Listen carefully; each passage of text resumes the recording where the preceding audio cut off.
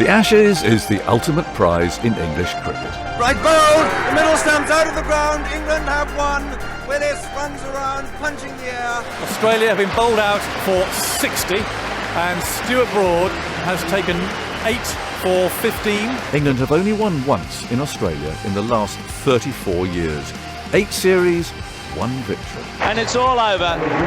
England out for just 79. They have crashed to an horrendous defeat here. Pushed into the offside by Vince. Close. Over a quick second. Close. That looks out. Oh, a direct hit, and I think Vince is gone. But this Ashes series very nearly didn't happen, given that England's players didn't want to tour without their families. We're very aware as players that we stand a better chance of winning in Australia if our families are allowed to come for a certain period of time without quarantining. We've tried to have good, honest conversations with the ECB, but if there's no information available to them, then it makes things very difficult. So what's it like being the other half of an England cricketer? What does it mean to the players to have their families there? When you're married, you're in a partnership. So you do things together, you make decisions together, you share in the responsibilities, and when you're not there, it's all dependent upon me. I actually have them there with me. It's not just about me. I'd love them to have that experience as well. Watch me get out David Warner and stuff in Australia, then go to the beach together and celebrate. That would be fantastic. This is Project Ashes.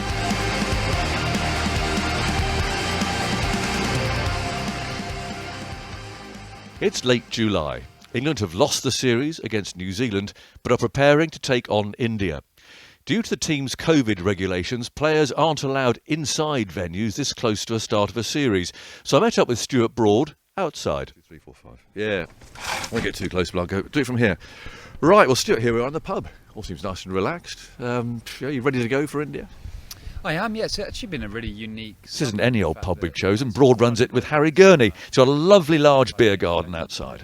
And this place, I mean, it looks a bit like a man with an eye on the future, maybe. Is that what it is? What, the pub? Yeah.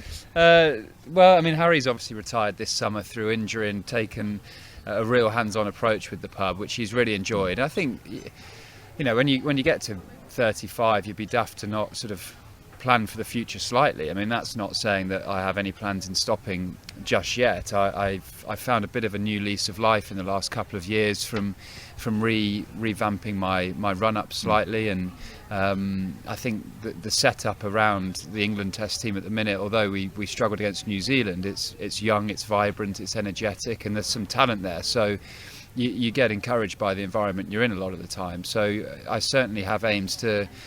I don't really set any limits anymore. I went through a period. If you'd have asked me at 26, I'd have said, nah, I'll be done at 32. But the last couple of years have sort of taught me that if I don't look too far ahead and just play and enjoy it, then I can have decent success. So, no, I mean, I'm not looking at any further than next winter at the moment, this winter coming. But I feel fit, I feel fresh, and just keep enjoying it while I can. Yeah. And are you looking ahead to the winter at the moment? I mean, this India series is clearly huge. It's an enormous series, and it always is, let alone what happened in the winter when England were beaten, of course. But there is the Ashes to follow. And is it easy not to just drift into that area, with even this India around the corner? I think it's one of the toughest things as an England cricketer to not focus on the Ashes before it comes. I think our media do talk about the Ashes naturally because it's the biggest series in our sport.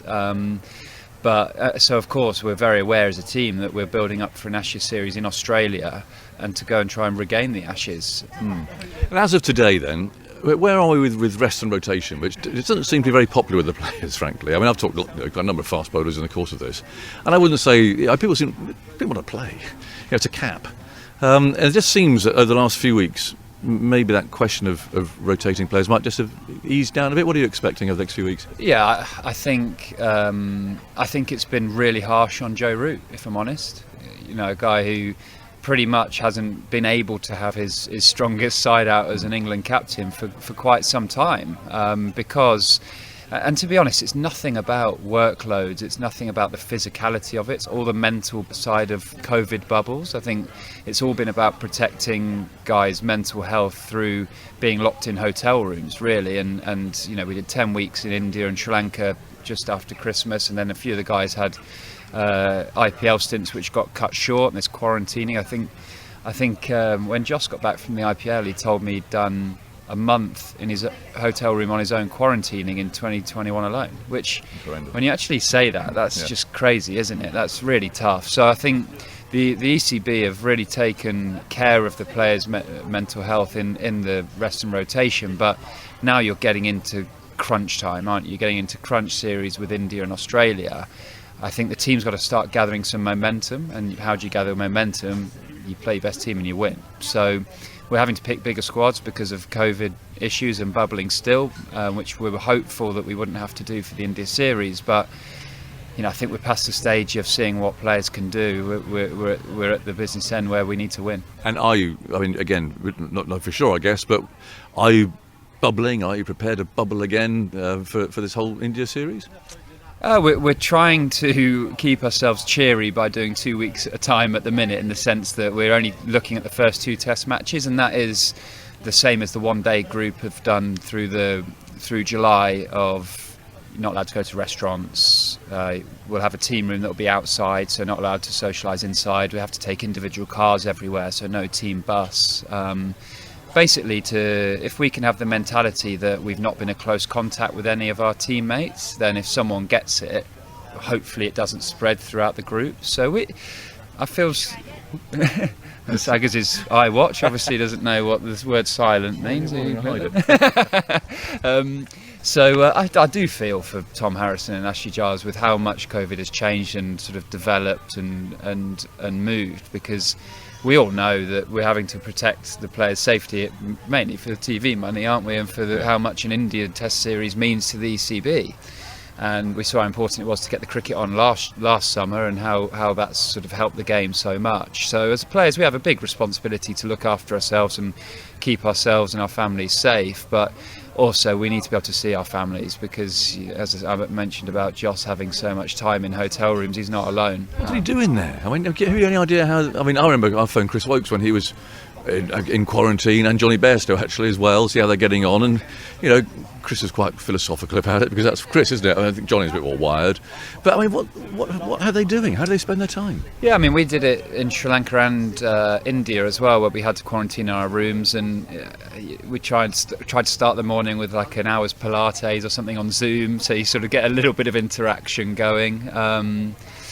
Bit of Call of Duty, that sort of kills a bit of time. I think I completed Netflix in India, to be honest. It's one of those when you met each other at the ground. Oh, what are you watching? Yeah, I've done that. Oh, what about that? No, I've watched that. Oh, this one's good. Yeah, watch that. It's strange. And long day. It's strange. Yeah, it's long, and I've not done the Australia one that's 14 days hard quarantine, and New Zealand, which I know quite a few of the guys have done, and I think that really tests you. But it's one of those things that we have to do in this sort of COVID world. But we just, if you start looking too far ahead at what Australia might look like and stuff, it can get a bit worrying. I think you just have to say, right, let's get these 2 weeks over. Right, we've done that. Right, what's next? These next 2 weeks. So that I'm trying to have a real short-term mindset. And yet it's there. I mean, there is a lot of uncertainty about Australia. And so where are you at the moment? I mean, how would you say the players are feeling about the possibility, at least, of not being able to have any families out there? I mean, is that causing an issue, do you think?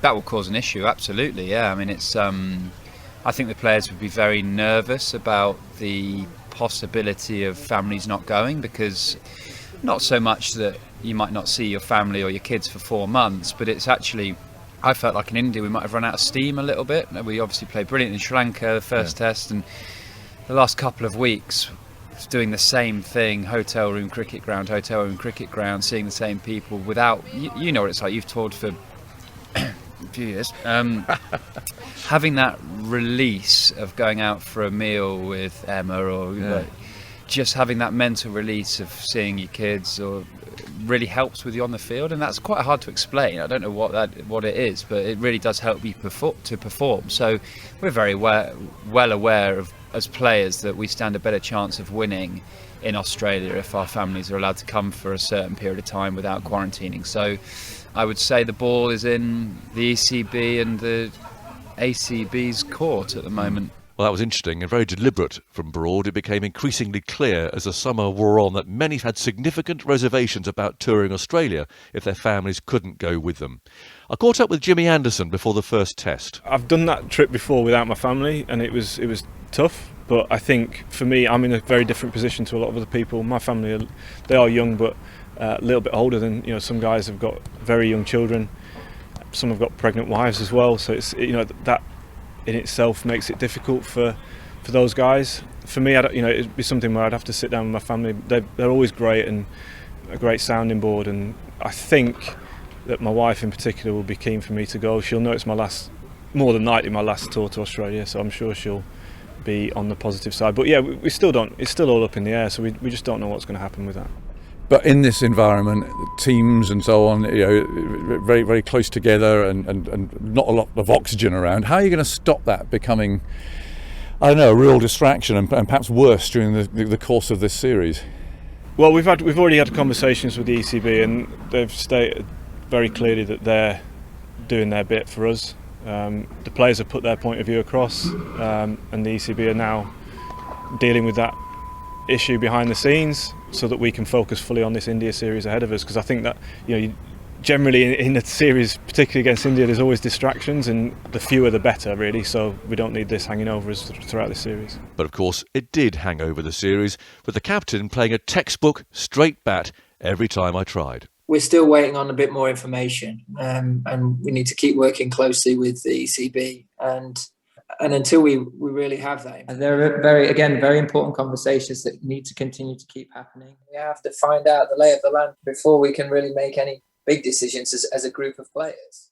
And until we have that information, what more can we do? We've tried to have good, honest conversations with the ECB and have clear lines of communication with them. But if there's no information available to them, then it makes things very difficult. Yes, of course. But do you have any sort of time in mind where you really are going to say, look, we have to know by X what's going on here? Yeah, hopefully that'll be the case in the foreseeable future, in the short term. But you know, I can't give you a date. Jos Buttler says that he wouldn't want to go on the tour if his family couldn't go with him. Would England travel with a below-strength team? Could the series be postponed for a year? Things started escalating. Some news just in. Australian Prime Minister Scott Morrison says there will be no special deals for the England players' families to travel with the team for this winter's Ashes series. Boris Johnson had asked him to ease the country's strict quarantine rules. Would love to see the Ashes go ahead, as I shared with Boris last night, but there's no special deals there.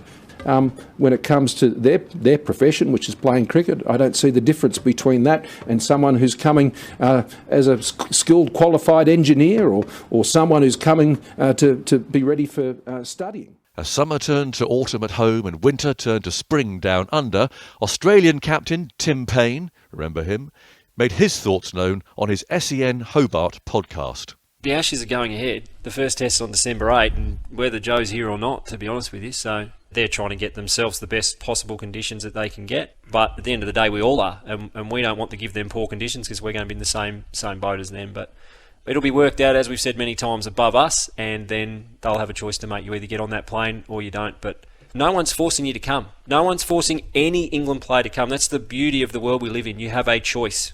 If you don't want to come, don't come. If you do want to come and represent your country and play in an Ashes series, which Joe Root said that's what they all want to do, that's what they dream about doing, then come and do it. Well, Paine was right. The Ashes will go ahead, whether Tim Paine's there or not, as just a few days later... The Ashes is on. The men's Ashes is on. The ECB board has met today and given its approval for the tour to go ahead. It was a triumph of cricketing diplomacy between the two boards. The players would be able to travel with their families, providing they served 2 weeks of softer quarantine. After 3 days confined to their room, they were able to move around the team hotel as well as go out and train. So what's life like for players on tour, especially this year of all years? And what's it like for their families, left without their partners, their fathers, for so long? Back in April, I headed up to Durham to speak to Mark Wood and his wife Sarah.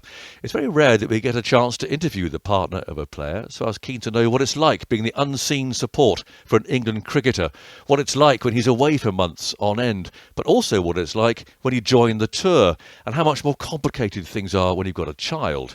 Their son Harry will celebrate his 3rd birthday in Australia. Once again, restrictions meant we all had to sit outside the cafe where we had our lunch. Should I order? I'll have one. They just put it on our tab though. They didn't put it on. Which is like Philly cheese, Bacon, tomato, hot tomato. Wood hasn't bowled a ball in an Ashes test since taking the winning wicket back in 2015. As Wood springs into action, goes wide of the crease, bowls his bowled in, and England have regained the Ashes. And Lions' stumps are shattered.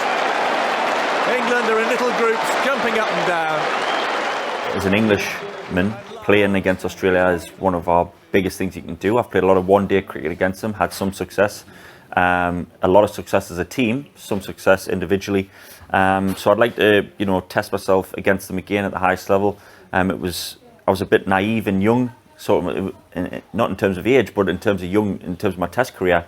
I just started. It was all fresh. I didn't, take it all in, and I'd love to have another go at it. I think I'm, a different bowler to what I was then. I've changed quite a bit. I've got a lot more self-belief. I had a lot of belief inwardly in myself at the time, but because I wasn't putting the performances together, I think that sort of knocked my confidence, and ultimately every time I was getting back in the team, I was trying too hard. Whereas now, ever since I've changed my run-up, the St Lucia test and the Johannesburg test, to get those fifers in the bag and feel like I am an England cricketer, and to come up against this baggy green thing that they keep talking about. We'll be having my baggy blues on. I'd love to stick one up them. Yeah. How important is it that Sarah and the families are able to come to Australia? That would be a big deal for me. Of course, obviously at the minute while we're talking about this, it's probably too early to say with safety and things out with the way it is around the planet, but it'd be a big deal for me to have my son and my wife there. It would be a long tour. We've just spent South Africa, in a couple of weeks off into Sri Lanka. I had a week off, then I went into 6 weeks in India. So it's a long time away from home, and to go to Australia for such a long time when you're on the other side of the world, you're very lucky in the fact we've got FaceTime and things like that, so you can keep in touch. But my son Harry gets bored with FaceTime within 10 seconds, so it's great for the first 10 seconds, then he's had enough. So to actually have them there with me, to be able to allow him and Sarah to have that sort of experience in life, to go to Australia, it's not just about me. I'd love them to have that experience as well. Watch me, get out David Warner and stuff in Australia, then go to the beach together and celebrate. That would be fantastic. So be very lucky to be able to achieve that, and I hope that with the world it is, the way it is, it's not just about going away on holiday. I hope for safety reasons everything's okay and we can get out there as a family, and when I'm on the cricket I'm switched on with that, but away from cricket you're not just counting the walls like in the pictures on the wall like I have been when I've been away this time. I can actually have my family there, and mentally it can help you then on the field, because then when you're at cricket you're switched on. When you're away, you can spend time and completely switch off with your family. Well, Sarah's listening to that. It's not an easy business, is it, being a cricketer's wife? Well, it has its ups and its downs, but I support Mark and what he does, and I'm really proud of him. I've enjoyed watching him play cricket, and being a part of sort of historic events like the World Cup and the Ashes. Were you there for the World Cup? Yeah, I was there for the World Cup. Heavily pregnant. Sit down. Sit down, Sarah.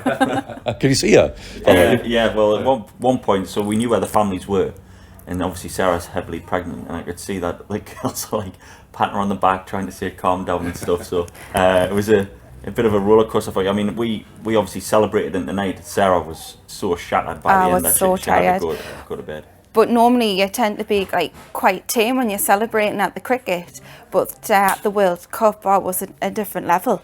Honestly, we were up a height. He's a teetotal though, isn't he? He must have behaved himself. Oh yeah, he doesn't eat drink. He's up a height enough as it is without drink. Yeah. That's for sure. I would love to see you drunk. But did you have any idea what it was actually going to be like when you got married? I mean, do you know what the distances and the times and the months and so on would be like? Yes, well, we'd been together for about, 4 years before we got married. And when I first met Mark, I knew nothing about cricket, hadn't a clue.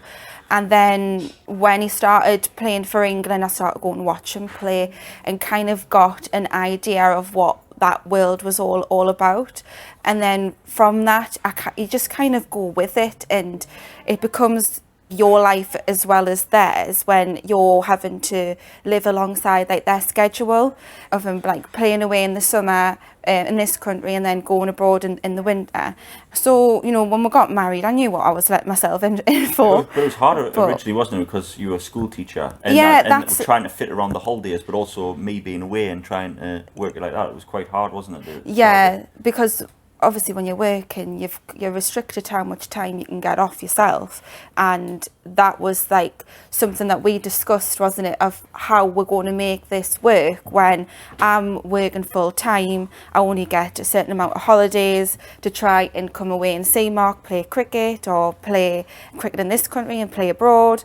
So we decided that I would make the sacrifice to become more flexible in my job and become a supply teacher, so then I could pick and choose when I would just like work alongside being able to see you play cricket. Yeah, but now a mother as well, though. I mean, that's quite a long time with a very lively, I'd imagine, if he's anything like his father. Oh yes, a lively little boy and quite difficult. You know, it is you and him, isn't it? And yeah, that's it. I think like now we're so invested in our family, like your priorities completely change when you have a little one, that the time that you've got together is pretty like precious, because he is away from home, Mark's away from home for a long period of time. So yeah, it's just trying to get that balance, isn't it? Yes. And sometimes when Mark's away, he'll miss out on little things, little milestones that Harry's doing, taking his first steps and saying his first word. But I suppose, you know, they're the sacrifices you have to make when you're playing for your country. It wasn't. It is sad missing out, though, isn't it? How did you feel? Yeah, no, it is sad. Like I mentioned before, like that fear of missing out. Sarah, of course, keeps me updated with pictures and videos every day, which is, of course, is lovely. But then at the same time, I mean, it lasts for like a minute where you look at the video and you think, wow, that's awesome, and then you think, oh, I wish I was there. And then of course that is hard, but not just hard for me, it's hard for Sarah as well. We're getting used to doing this parent thing together, and then of course when I'm not there, she has to completely change the dynamic and the routine. I think that's the hardest thing, is the routine changes at home, and then of course when I come back, the routine changes again, and that's we always tend to argue in the first week, don't we? Because I'm still in hotel life and trying to get back to home life. Well, see, I think my wife's the same, and obviously I think she looks forward to me coming back. But I think she's always a little bit anxious about how it's going to be those first few days, because you are suddenly back in the room again. That's from hotel life for months and so on. Yeah, definitely. It's just trying to get back into the like household routine and taking on your responsibilities around the house, giving us a hand. But I would say when you go away for like, say the first 3 weeks you're away, I treat it like a holiday, because I get a bit of a break. I get the bed to myself, I get to watch what I want on the telly. But then after like say 3 weeks, I start counting down the days till he comes home. And then when you are home, it takes a little adjusting, but it's great. Worst bit for me is counting to going away, actually. So you feel it, it's all looming there. It's like, you know, you're going into the hospital, or no, you're going to the dentist. There's something gnawing away, and it takes a little, oh yeah, because I'm going away again. It's just there. Yeah. Do you find that? Well, when I had Harry, Mark was home for about 6 weeks before he went on tour to South Africa.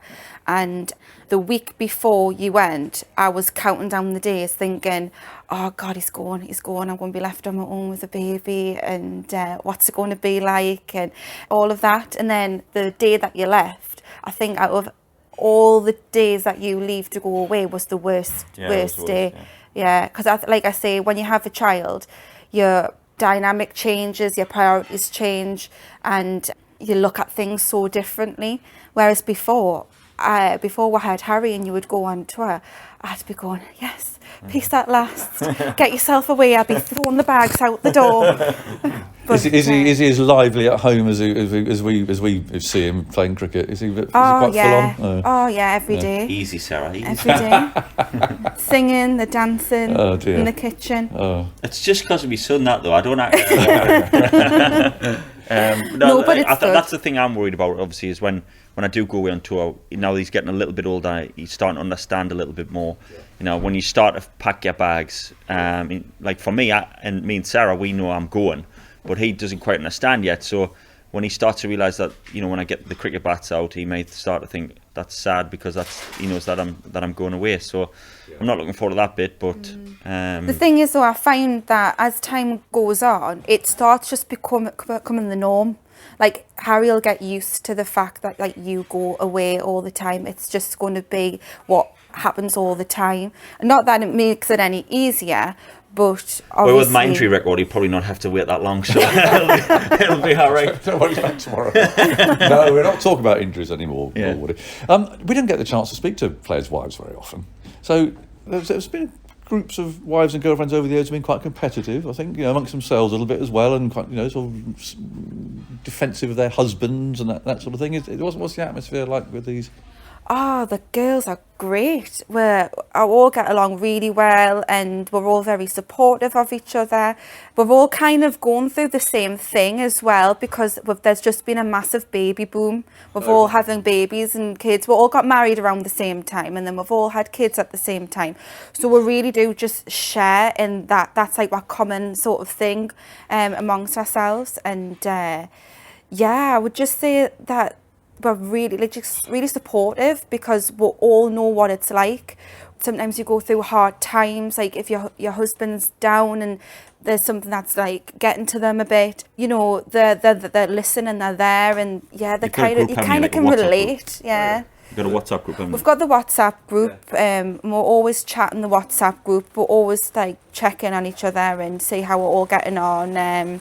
I think that's the thing I'm looking forward to the most is, you know, like Sarah mentioned there, we've all had kids around the same age, we all got married around the same age, and with lockdown and stuff, the kids haven't been able to play with each other. So, you know, Josh shows me videos of his daughter, and, you know, I show him videos of my son and Wooksy, and we all share with our kids, and I can't wait for them to be able to all play together actually, and you know, be together on the field and things like that. That would be pretty special. Oh yeah. It's easy. The good times are easy, aren't they? You know, winning the World Cup or whatever, you go out and have a great time. How do you cope when he's been dropped, or when he thinks he might be dropped, or, you know, when there's a big black cloud hanging overhead? How do you cope with that? I think we just, you know, I support him the best I can. I try and reassure him, and we're just distracted, don't I? Take your mind off things, and it's nice when if something happens like that and you come home, we do things to just take your mind off it, because you kind of just sit and dwell, can you? Well, I'm not great at that, but I remember Sarah actually helped me on the bowl machine once and was criticising my batting. Well, that wasn't very good, was it? Well, you were feeding the bowling. Yeah, she was feeding. So we went to the local indoor centre, and it was before the South Africa tour actually. And my dad and a guy called Steve Chapman, who was at Durham, they were the main guys who would feed me, and they couldn't get there that day, so Sarah came along. And of course then I went to South Africa and I got some runs, and Sarah, well, that's because of me, you see, I was giving you, so she wants to be my personal batting coach now, which I hope, and if I'm batting when you're listening to this in Australia, I hope I've managed to get some, and no doubt she'll be taking the credit again. Yeah. The thing is, so when you do go through sort of injuries or sort of like being dropped and whatnot, it's hard for me to kind of understand what that's like, because you have to try and visualize yourself in those shoes. I'm just an outsider, like looking in, so you just got to do. And it's so public too, isn't it? I mean, yeah. You know, not everyone's talking about it, but I mean, you feel like everyone's talking about it. Yeah, this is it. And with the social media and things like that, I think the best advice is just for Mark, when he's gone through moments like that, is just to switch off from social media. Just do you, and not really think too much about it, because you can dig yourself into a deeper hole, can't you? So, but yeah, just try and distract and stay positive.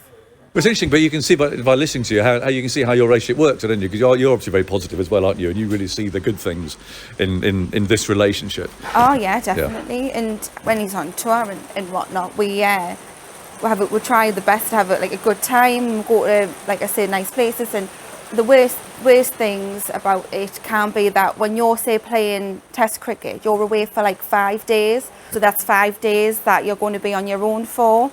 But in that time, all the girls meet up and will organise to do things and go to the beach, or, you know, go to the park. And when you've got kids, you're always doing play dates and things like that to fill up your time and fill up your days. It's not always to be seen as a holiday as such. And also there's like a curfew as well. You have to be in the hotels by midnight. So because of that restriction, you're not always allowed to, well, you can't go out and about, can you? I can completely ruin your day though, can't I? Like, you've had a great day out, like if you switch away from the cricket, because you go to the cricket often, don't you? Like, go to the match, and then if you have like a couple hours away and I've done badly in those couple hours, I'll come back in and I'm really annoyed and stuff and say, oh, we've had a great time. Oh, great, you've had a great time. I've gotten smashed all over. So sometimes it can affect my mood and stuff if I've had a bad day, but Sarah picks it up well when I'm away on tour, and I think that's the plus side of having your partner away with you. And now my son, if he comes, is that, you know, you can completely switch off from that. You can do other things where you're not focused on that. But it was hard for Sarah in those places at times, because, you know, although the girls are great and they're friendly, you know, it's not like our best friend from home has gone with her, or our mum. You're joined together by the same thing that all the husbands and the boyfriends play cricket. So you're sort of just trying to get along with people and trying to do different things. But people, you know, some people have children, some people have other things. So you're trying to find, you know, something to do in the day, that rather than just sit in the hotel room. But again, we're very lucky. It could be sat at home in the freezing cold rain here in Asherton, exactly. And we get to go to fantastic places, great hotels. I think when we go to visit like you on tour, we're not a distraction as what some people may think families are, that when they're there, they're a big distraction and it can affect the players' performance and things. But really, from my experience, I find that it has the opposite, where, you know, when you come home come back to the hotel room, you're not coming to an empty room by yourself, sitting with your thoughts. You're coming to see your loved ones, and there's nothing more happier than seeing your son so like ecstatic to see their dad, and like arms wide open to give you a big cuddle at the end of the day, whether the day is like good or bad. And because we've like been amongst this, so the cricketing world for such a long time, very understanding of your needs, of needing that time to switch off mentally, maybe having that time for yourself on your own, having an early night, you know what I mean? Or just sometimes when you're away for such a long time, there are things like tragedies and stuff that goes on that people wouldn't necessarily think about, that you're not there for, or that you're not there to kind of support, like say me through. Or if something happened to you on your side of the family, I'm not there to support you because you're so far away. And then as well, when you're pregnant, I know a lot of wives who have had babies and their husbands haven't been there because they've been playing cricket. They're in Australia, and you can have a baby at any time. It can come when it wants to come. So even though you've got your due date, you can miss out on those sort of special moments as well, which is like the downside to working away. I think, but as well though, when I'm, it might be perceived that, you know, I'm away, I'm going here, I'm going around the country, I'm going there, but actually waking up day after day in the same house and like during lockdown and stuff. Yeah. Like, whereas mentally I'm fresh because I'm doing something else, then I'm coming back, then I'm doing something else, then I'm coming back. Whereas Sarah has had that constant same, you know, almost deja vu, wake up, Groundhog Day kind of feeling, which is tough at times, can't it? Like that. Yeah. But everybody's been through that, and that's what's been difficult.